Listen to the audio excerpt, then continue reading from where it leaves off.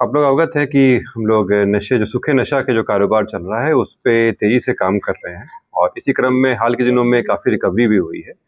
इसी क्रम में एक बड़ा ही संगठित जो गिरोह था जो इसमें कार्य कर रहा था उस पे हम लोग वहाँ पे छापेमारी किए हैं और भारी मात्रा में जो सूखा नशा स्मैक है उसको जब्त किया गया है। इसमें जब एक टीम बना के कार्य किया जा रहा था तो कल एक टीम गई थी आलमगंज थाना क्षेत्र में। एक वहाँ अपार्टमेंट है रॉयल ग्रीन अपार्टमेंट सोसाइटी, उसी के अपार्टमेंट में जब छापेमारी की गई तो 2 व्यक्ति पकड़ाए और उन लोगों के पास से 1 किलो 681 ग्राम ब्राउन शुगर, जिसे यहाँ पे लोकल भाषा में स्मैक कहते हैं, वो जब्त किया गया। वहाँ अन्य तलाशी करने पे वहाँ पे कुछ पैसे भी मिले और मोबाइल फ़ोन भी मिला। जब इनसे सघन पूछताछ किया गया तो पता चला कि रामकृष्ण नगर थाना क्षेत्र में एक किराए के कमरे में ये लोग भारी मात्रा में वहाँ पे स्मैक लाते हैं, उसमें मिलावट करके अन्य जगहों पर बेचते हैं। जब उसमें टीम बना के भेजा गया तो वहाँ से जो स्मैक का एक कट होता है जिसको पत्थरनुमा जो होता है वो करीब 16 किलो का वो पाया गया। उसमें पाउडर भी थे और इसके अलावा इसमें मिलावट करने के लिए जिसको लोकल भाषा में पावर कहा जाता है 3.5 किलो का मिला। इसके अतिरिक्त वहाँ पे कुछ कैश चेक मिले हम लोगों को। वहाँ पे बड़े मिक्सर ग्राइंडर मिले जिसका इस्तेमाल लोग करते थे ताकि उसको अलग अलग में मिलावट करके बेचा जा सके। कुल मिला के करीब 21 किलो 181 ग्राम ब्राउन शुगर मिला है जिसकी बाजार की कीमत करीब 25 करोड़ रुपए के आसपास है।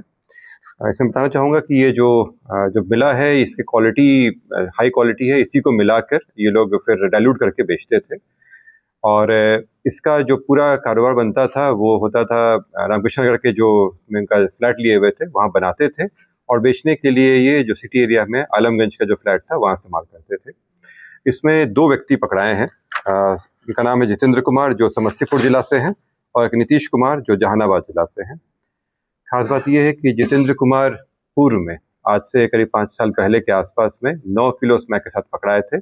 करीब 33 महीना ये जेल में रहे थे, उसके बाद ये निकल के आए थे। पुनः इनके द्वारा ये कार्य किया जा रहा था और हम लोग इस चीज़ का उल्लेख करते हुए कांड दर्ज किए हैं कि ये आदतन रह चुके हैं और इतनी हेवी संख्या में ला रहे थे। तो हम लोग कोशिश करेंगे कि इसमें जो जल्दी से जल्दी अनुसंधान कंप्लीट करा के जितना जल्दी हो सके सजा कराया जा सके। कहाँ से ये मंगाया जा रहा था, कौन-कौन लोग शामिल?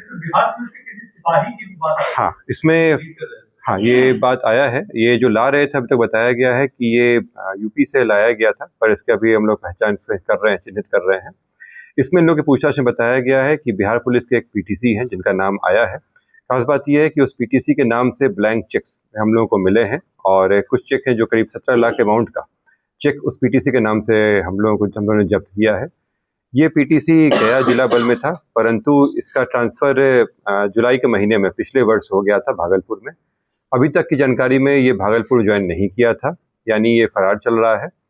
जब उसके पीछे रेड छापेमारी की गई है तो वो अभी अनुसंधान में कोऑपरेट नहीं कर रहा है और इस पर हम लोग आगे कार्रवाई करेंगे। जल्दी से गिरफ्तार करके पूछताछ आवश्यक है। नाम क्या है? जैसे मैंने बताया कि एक तो जो अभी पूछताछ में बताया ये लोग कि जब सामान लाया जाता था तो इसके द्वारा रहता था, ये खुद ये जो अभी तक बताए हैं ये खुद जाके लाता भी था साथ में।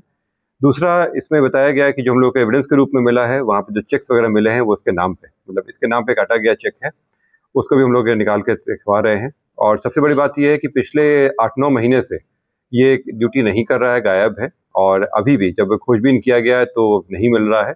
ये एक शक के दायरे में लाता है और इसमें जब उनका गिरफ्तारी होगी तब आगे पूछा जाएगा। इसके बारे में हम लोग चेक करवा रहे हैं। उसका नाम है, मैं बता दे रहा हूँ आपको, ऋषिकेश का नाम है, मैं बता दे रहा हूँ आपको।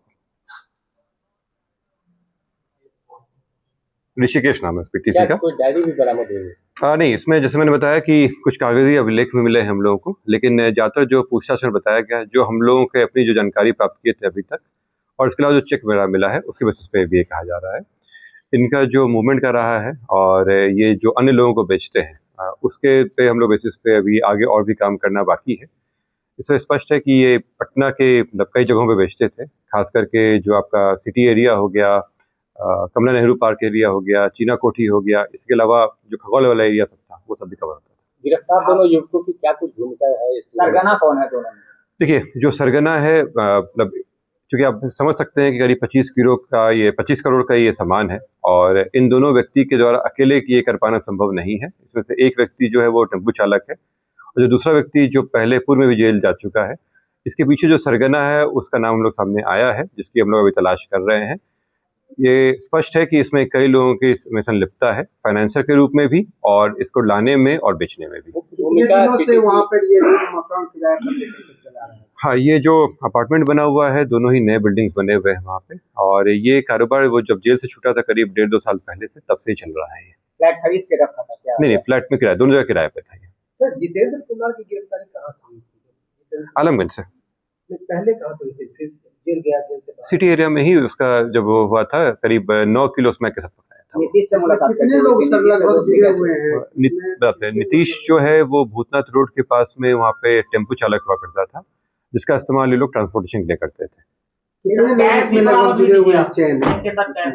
हाँ, इसमें करीब कैश जो बरामद हुआ है 2,15,000 का कैश बरामद हुआ है। डिटेल्स हम आपको देंगे। अच्छा, इसके अलावा हथियार भी बरामद हुआ है। जो रामकृष्ण नगर में जब रेड किया गया था तो एक पिस्टल, एक कट्टा, 2 मैगजीन और 2 कारतूस भी बरामद हुआ है। सप्लाई कहाँ से? पटना में या पटना के बाहर? ये जो सप्लाई था ये बेसिकली जो रॉ मटेरियल लाते थे पटना में बनाते थे और ज़्यादातर पटना में ही कंजम्पशन होता था इसका। इससे इनकार नहीं किया जा सकता कि मुख्य सरगना वही पीटीसी वाले। इसमें जैसे मैं बताया कि इसमें और भी कई सरगना होंगे, इसमें कई लोगों के मिल के इसमें कराया जा रहा था, इन्वेस्टमेंट था। ये पीटीसी जो है उस पर भी हम लोग जांच करेंगे, जैसा आता है फिर आप लोग अवगत कराया जाएगा, लेकिन केवल वो नहीं होगा जो मेरा अपना है। देखिए, इसमें जो अगर बैकवर्ड लिंकेज में देखा जाए तो करीब 6 लोगों के हम लोग नजर में है, और जो इसमें बाद में बेचते थे वो करीब 15-20 लोग के आसपास है। क्या ये उत्तर प्रदेश से कैसे लाते थे?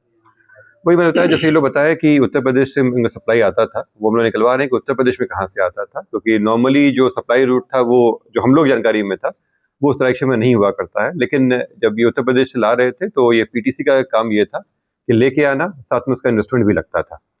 और ये लोग कई बार कुरियर के रूप में, कई बार गाड़ी के साथ आते थे, अपना गाड़ी भी इस्तेमाल करते थे ये लोग किराए पर लेकर। वो टेम्पो का भी इस्तेमाल कभी बार किया गया है लाने में, लाके रखा था रामकृष्ण नगर में और वहां से बना के फिर बेचते थे। पटना जिला में कितनी जगह लगभग सप्लाई कर रहे थे, और क्या पटना जिला का अन्य जिला में भी ये लोग सप्लाई कर रहे थे?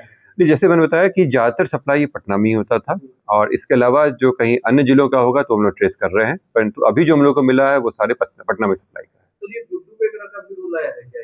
कौन गुड्डू? जल में बंद है गुड्डू, जो भाभी जी का पति है गुड्डू। जैसे मैंने आपको बताया कि जो हम लोग को डायरेक्ट लिंक मिला है वो हम बता दिए हैं। इसके अलावा कई लोगों के नाम आए हैं, बट केवल नाम से हम लोग नहीं कर सकते, एविडेंस होना बाकी है। तो अन्य जैसे लोग पकड़ाएंगे तो फिर हम आप लोग बता पाएंगे। जैसे अभी जो ऋषिकेश का आया है उसका डायरेक्ट इन्वॉल्वमेंट दिख रहा है यहाँ पे, और उसकी जब गिरफ्तारी होगी तो बाकी का इन्वॉल्वमेंट भी क्लियर होगा। लेकिन ये आया है कि इसमें 1-2 आदमी और हो सकते हैं। नालंदा के किसी भी व्यक्ति के शामिल होने की बात नहीं, ये जो ऋषिकेश है उनका मूल घर नालंदा है। कितना चेक काटा गया था ऋषिकेश के नाम पे? इसमें बताया कि लोग कई 7-8 चेक मिले थे, उसमें से 2 चेक उसके नाम थे, करीब 17 लाख के आसपास। सभी का संपत्ति भी निश्चित रूप से इसमें तो क्लियर कट है। जैसे उत्तर प्रदेश में तो जमा करके बिहार लाते थे, वहाँ जो जमा होता था कहाँ से मिला है? हाँ, तो इसलिए अनुसंधान में बाकी है, क्योंकि ये इनको जो जानकारी हम लोग को मिला है वो आया है कि यूपी से आता था, यूपी बनारस के पास के एरिया बता रहे हैं। अब जब उस पर फर्दर काम होगा तो फिर हम आगे बता पाएंगे। और भी गिरोह सक्रिय हो सकते हैं? आप लोग देख ही रहे हैं कि अभी हम लोग 2 जगह पे तो कर चुके हैं, खगौल और यहाँ पे। हम लोग की जानकारी में कुछ जगह पे और है, लेकिन जो 2 मेजर प्लेयर थे उन लोगों पे तो कार्रवाई हो गई है। अब हम लोग के लिए इम्पोर्टेंट ये है कि जो इसके पीछे फाइनेंसर थे या जो सपोर्ट करते थे उन पे कार्रवाई करें। सर, क्या ऋषिकेश के अलावा भी और कोई बड़े लोग हो सकते हैं जिसमें इन्वॉल्व हो? हाँ, मैंने कहा आपको कि ये स्पष्ट ये दिखता है हम लोगों को। अभी फिलहाल एविडेंस हमारे पास नहीं है, लेकिन जितना अमाउंट का है ये इन्वेस्टमेंट, हम लोग को लगता है कि इसमें और लोग भी रहे होंगे। आप लोगों द्वारा मैं ये भी कहना चाहूँगा कि इसमें दोनों जगह पे वो रेंटर के रूप में रह रहा था, और हम लोग ये भी चेक कर रहे हैं कि जो लोग इनको रेंट पे रखे थे उनकी सहभागिता है कि नहीं। परंतु आप लोगों के द्वारा अपील भी है पब्लिक से कि वो पहले चेक करके ही लोगों को अपने यहाँ रेंट पे रखें, और बाद में ये क्लेम करना कि वो नहीं जानते थे और इस तरह कारोबार चल रहा था, ये एक शक पैदा करता है। तो जब भी करें तो जांच करवा लें, पुलिस से जांच कराना करा लें, एग्रीमेंट वगैरह करा के पूरी जांच पड़ताल करके ही लोगों को अपने रेंटर के रूप में रखें। हाँ, वेरिफिकेशन इसलिए मैंने कहा कि ये फिर बाद में नहीं कर सकते।